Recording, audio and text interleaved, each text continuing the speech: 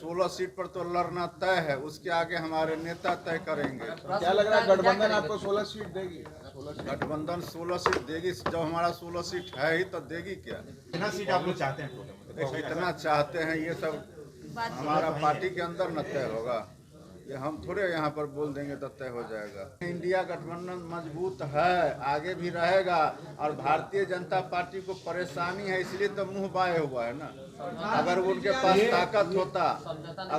पास ताकत होता तो फिर जनता दल यू का इंतजार क्यों करता? उस पर तो प्रश्न उठना ही नहीं चाहिए ना। 16 सीट तो जीता हुआ है, तो 16 सीट पर तो लड़ना तय है, उसके आगे हमारे नेता तय करेंगे। क्या लग रहा है गठबंधन आपको 16 सीट देगी?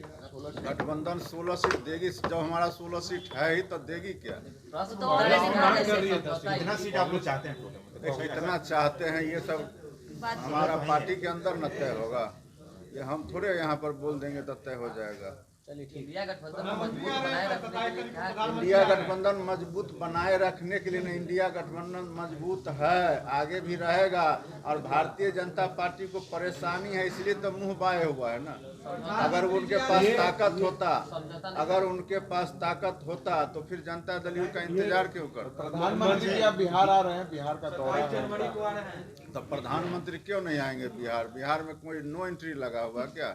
पूरे प्रदेश में वो जा सकते हैं, देश के अंदर कहीं भी जा सकते हैं, विदेश में भी जाते ही रहते हैं, तो फिर बिहार में क्यों नहीं आएंगे? बिहार में तो बड़े बड़े लोग आते रहे पहले से ही, बहुत आध्यात्मिक गुरु से लेकर के सभी तरह के लोग आते हैं, और देश के प्रधानमंत्री है तो उनका आना तो स्वाभाविक है और हम लोग स्वागत करते हैं उनका। आपके सहयोगी दल के मंत्री हैं, उन्होंने कहा है कि बीजेपी पुलवामा की तरह एक बार फिर से फर्जी सर्जिकल स्ट्राइक करवा सकती है, जैसे उन्होंने 19 में करवाया था।